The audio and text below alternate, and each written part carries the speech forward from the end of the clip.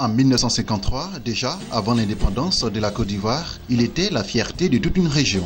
Le pont qui enjambe la rivière Nzo n'a plus le même visage. Aujourd'hui, dans un état de dégradation avancé, et pourtant, l'emplacement même du pont nécessite qu'il soit en bon état. Comme ici, ce virage qui s'ouvre sur le pont à sens unique, à la première vue, l'on penserait à un pont reliant deux villages. Mais non, détrompez-vous.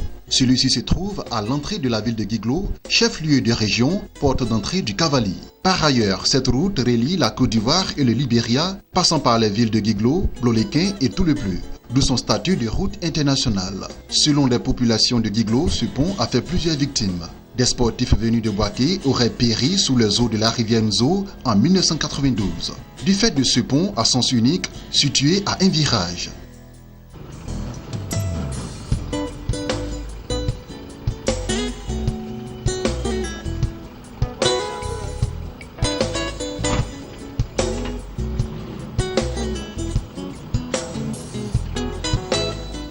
Quant à Yao Kona Dominique, victime d'un accident de circulation sur ce pont, il a eu plus de chance, il raconte sa mésaventure.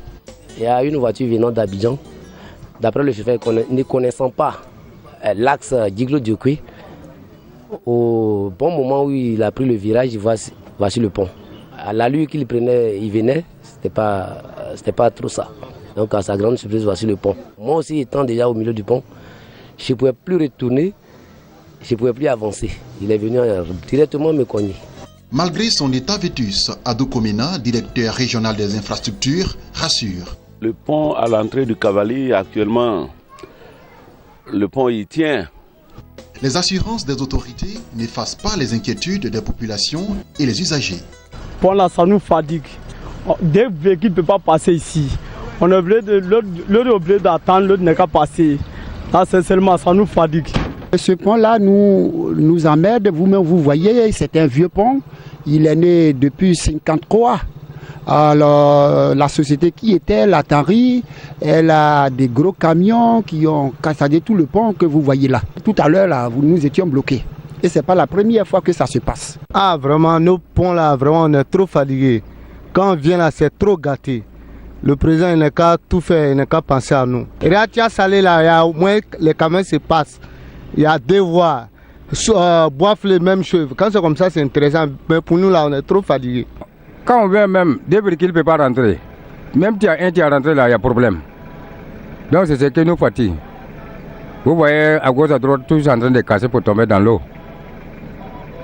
Donc tellement là, c'est problème pour nous. Le pont là n'est pas bon. Le pont est trop gâté. Nous, on a peur de monter dessus même. Quand on monte dessus, ça remet. Elle est là même là, c'est même pas bon, elle est là même. C'est gâté même.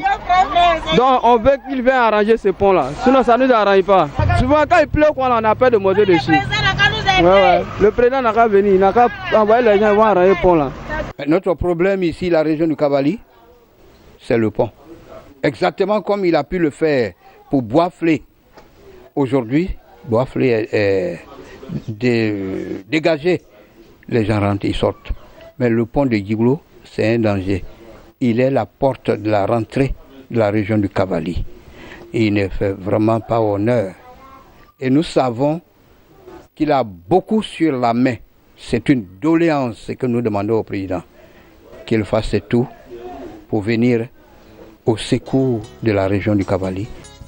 Ne dit-on pas que la route précède le développement? La prise de fonction du nouveau ministre en charge des infrastructures est perçue dans le Cavali comme un espoir. L'espoir de voir le gouvernement trouver une solution à la dégradation du pont de la rivière de Nzo. Pour ouvrir la voie du développement réellement de la région du Cavali, il nous faut un pont qui va permettre à tous les commerçants, à tous les touristes de rentrer et de sortir. Il est important. Ce pont est une partie intégrante de la vie, non seulement des habitants de la région du Cavali, mais de tous les habitants de la Côte d'Ivoire. La construction des nouveaux ponts sur le Nzo serait un véritable ouf de soulagement pour la région du Cavali, grande zone productrice du cacao, du café et de l'EVA qui contribue fortement au développement économique de la Côte d'Ivoire.